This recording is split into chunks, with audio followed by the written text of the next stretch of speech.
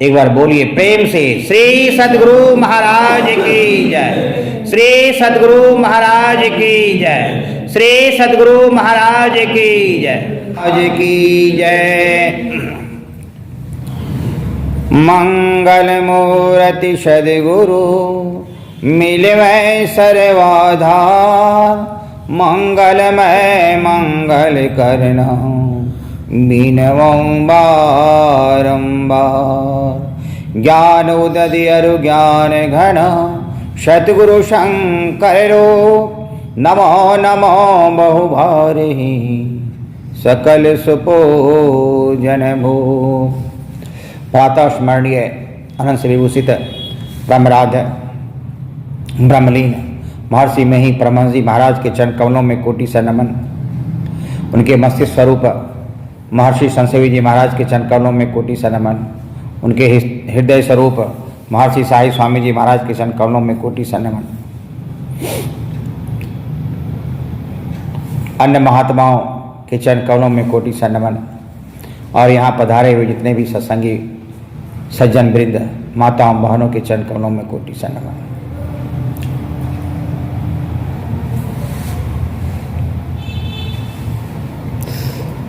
अभी कुछ दिन गत सप्ताह हम लोग अपने परिवार के ही एक सदस्य को खोए हैं, जिसका कार्य संपन्न सभी सत्संगियों लोगों के द्वारा किया गया। सभी को धन्यवाद ज्ञापन और गुरु महाराज से प्रार्थना और आशीर्वचन।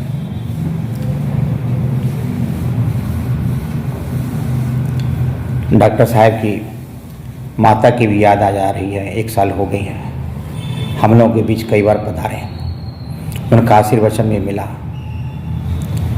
उनकी कमी बहुत खलती है कि कम से कम डॉक्टर साहब के द्वारा माता जी कभी आया करती थी और हम लोगों का आशीर्वचन दिया करते थे। तो हम गुरु महाराज से प्रार्थना करते हैं कि जहाँ भी वह होंगी वह गुरु के चरणों में ही होगी, क्योंकि डॉक्टर साहब के पूरे परिवार गुरु महाराज के चरणों में समर्पित रहे हैं। बहुत उनके पिताजी सत्संगी थे, माता भी पूरे परिवार सत्संगी थे और गुरु महाराज का सत्संग और ध्यान योग बराबर किया करते थे और बड़े धूमधाम से किया करते थे। तो उनका फल जो है वह निश्चय काम नहीं हो सकता, वह सुजोग ही हो सकता है, पुण्य ही होगा। और वह तो हम लोग भी गुरु महाराज से प्रार्थना करते हैं कि मीरा दीदी और डॉक्टर साहब की जो माँ कहीं भी हों, वह पूर्ण रूपेण गुरु महाराज के चरणों में समर्पित होगी और भगवान का भजन को पाकर ब्रह्म को प्राप्त करेगी। ये हम लोग गुरु महाराज से प्रार्थना करेंगे। आज बड़ा बढ़िया से जितने भी सत्संगी गण थे, माताएं बहनें, बड़ा अच्छा भजन बोले।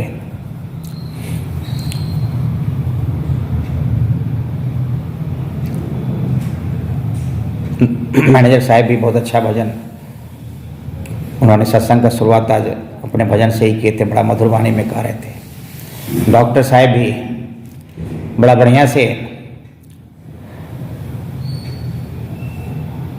ब्रह्म और ब्रह्म के स्वरूप, ईश्वर के स्वरूप को एक भजनों के द्वारा अपने शब्दों में पिरोए और बड़ा सुंदर वचन में वह सत्संग की महिमा का गुणगान किए।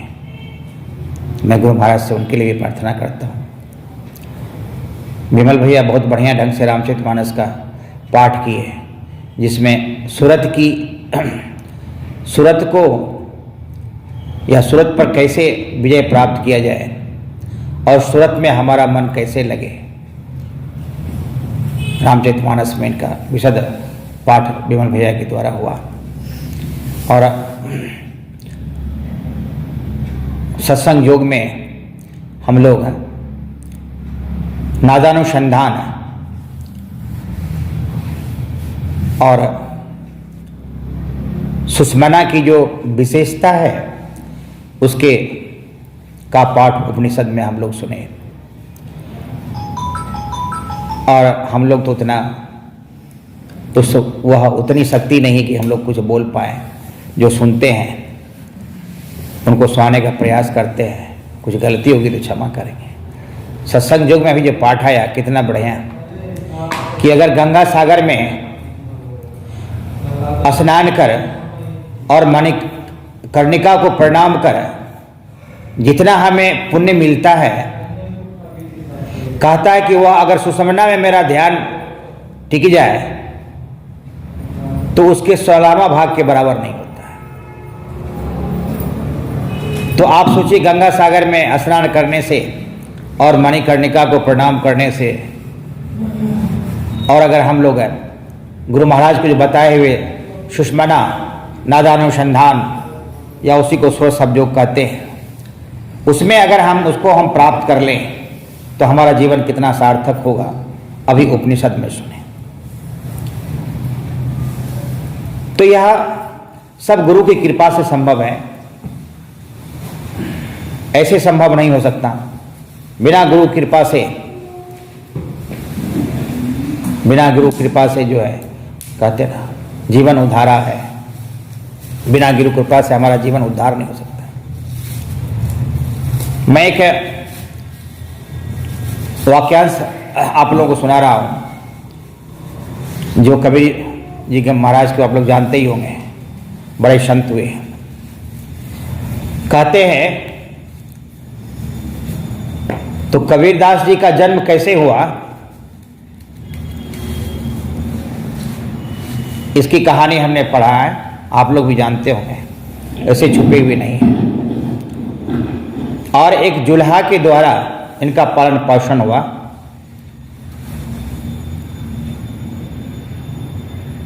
इनके जो पालन पोषण हार पिता थे वह नूर अली साहब, और माता जो पालन हारनी थी वह नीमा थी।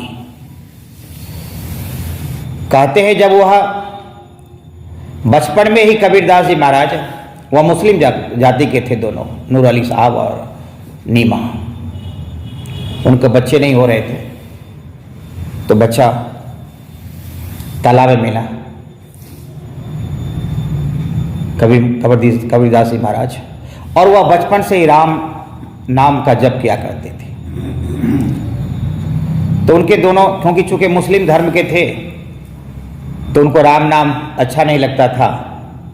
उसने निश्चय किया कि इसको मदरसा में भेज दिया जाए, और मदरसा में मौलवी जब पढ़ाएंगे तो हो सकता है वह राम नाम छोड़ करके अल्लाह अल्लाह का जप करना शुरू कर दें। लेकिन वह तो कहिए कि हमारे जो गुरु महाराज समरूप है, सदगुरु महाराज रामानुचार्य महाराज की कृपा थी उन पर, उन्हीं का आशीर्वाद था, और उसी के आशीर्वाद स्वरूप है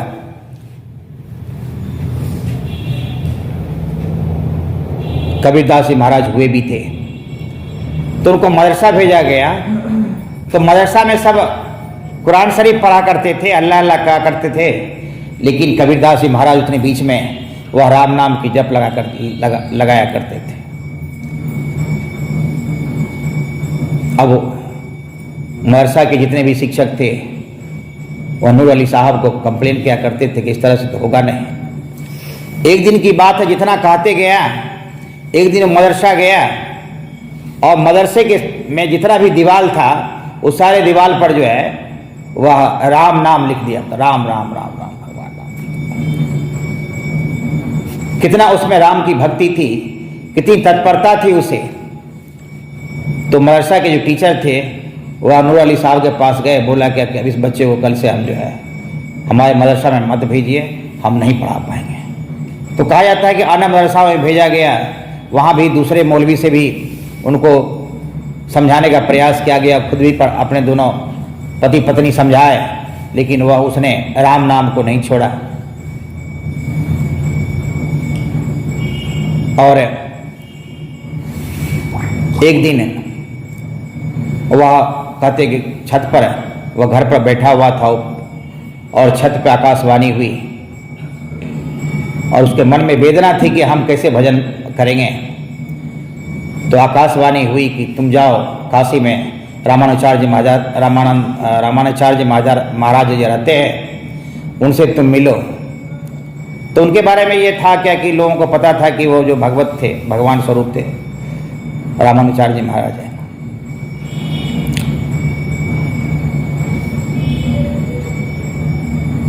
तो वह पर्दे के भीतर रहा करते थे, क्योंकि वह जो एक युवक और युवतिया का दर्शन करना नहीं चाहते थे वह, तो उसका दर्शन बड़ा दुर्लभ था। तो कबीरदास जी महाराज उस आकाशवाणी से बोलते हैं कि उसका दर्शन कैसे होगा हमें। तो बताए कि आप जो है वह ब्रह्म मुहूर्त में वह महाराज जी रामानुचार्य जी महाराज गंगा स्नान करने जाते थे, क्योंकि काशी में रहते थे, और वहाँ तुम जा कर के लेट जाना और उसका जो है जैसे ही चरण स्पर्श तुम्हारे शरीर से होगा और वो जो शब्द बोलेगा उसी को तुम जो है गुरु मंत्र के रूप में तुम जाप करना शुरू कर देना। ऐसा ही हुआ। वह गया और संयोग से जिस रास्ते से जा रहे थे वे गंगा घाट पर वह कबीरदास जी महाराज लेट गए। ऐसा कहा भी जाता है कि रामानुचार्य महाराज का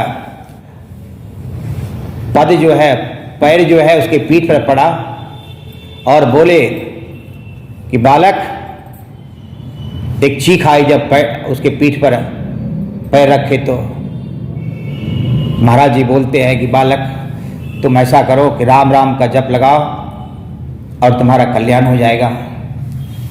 और कहा जाता है कि कबीरदास जी महाराज भगवान राम के चरणों में समर्पित कर अपने को कितना बड़ा संत बने और कितनी लेखन और कितनी कविताएं लिखी, जिनका अभी भी हमारे यूनिवर्सिटी में और हमारे कॉलेजों में उनका अध्ययन हो रहा है। उस पर रिसर्च के लोग करते हैं, फिर भी लोग समझते नहीं हैं। तो गुरु के हमारे जो ऐसे गुरु महाराज हैं जो नहीं समझते हैं, उनको अपना विस्तार रूप से उनको समझाने का प्रयास करते हैं और हम सब लाभान्वित होते हैं। तो ये कितने संतों की कितनी महिमा है, कितनी आशीर्वाद होता है, और हम लोग तो एक साधारण जन हैं और बड़े सुलभ और बड़े आसानी से गुरु महाराज का भजन या मंत्र जाप या जो हमारा साधना है वह मिला है। यह कम बड़ी बात नहीं है। रामचरितमानस में काकभूषुंडी जी महाराज और गरुड़ जी महाराज के संवाद में काकभूषुंडी जी महाराज गरुड़ जी महाराज को समझाने का प्रयास किया कि भजन की क्या महिमा है। तो वह बताते हैं, निज अनुभव अब कहूं खगेसा। काकभूषण जी महाराज गौर महाराज जी कह रहे हैं कि निज अनुभव अब कहूं खगेसा, बिनु भजन न जाई कलेसा। बिनु हरि भजन न जाई कलेसा। देखिए हमारे मैनेजर साहब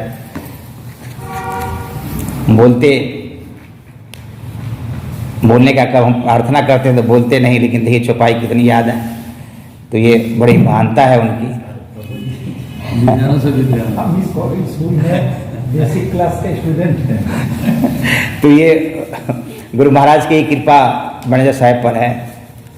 तो भजन की कितनी बड़ी महिमा है कि काकभूषण जी महाराज गौर महाराज जी को समझाने का प्रयास करते हैं कि भजन ऐसा चीज है कि भजन करने से हमारा सारा क्लेश पाप दूर होता है।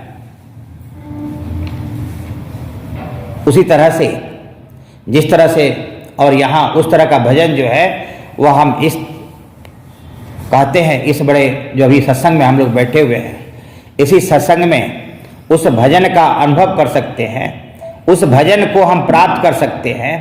और भजन कर हम अपने जो डॉक्टर साहब अभी बोले कि हमारे जो साक्षात अभी वर्तमान में अभी जस्ट हम लोगों के सामने गुरु महाराज प्रत्यक्ष हैं और वो हमारे भगवान हैं, हमारे परमात्मा हैं, हमारे परमपिता परमेश्वर हैं।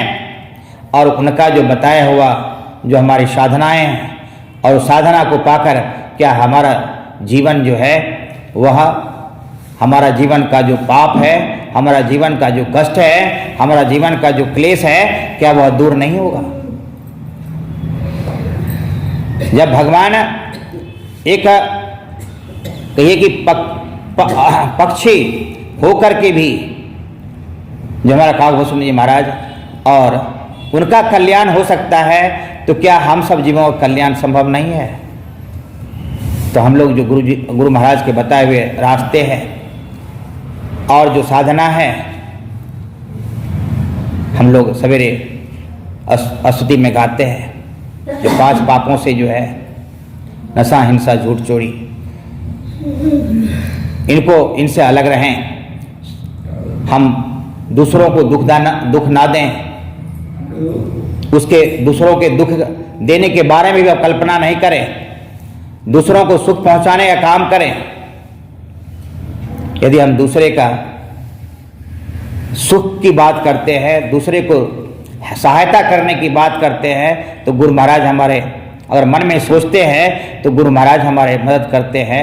गुरु महाराज हमारे पालनहार और उस समय मददगार होते हैं जिस समय हमारे जीवन चिंताओं से दुख से भरा रहता है। तो हम लोग सब सदाचारी जीवन बिताकर उसको अपनाकर जो मानस जप, मानस ध्यान और दृष्टि साधन अपने आप को नादानुसंधान इन सुषमना में ध्यान करने की प्रवृत्ति को उन्नत करें।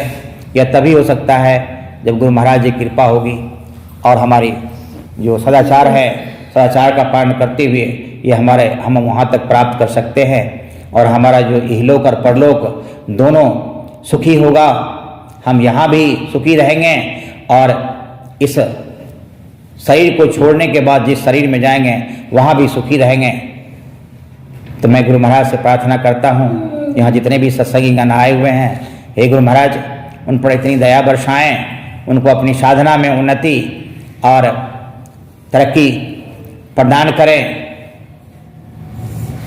सबके मन को अपने चरणों में आकर्षित करने का प्रयास करें ताकि हम लोग आपके अपने चरणों में निवेदित करें। हम आपके साधना को पूर्ण कर अपने सारे जीवन को हम लोग कृतार्थ कर पाएं। इन्हीं शब्दों के साथ मैं अपने वाणी को विराम देता हूँ।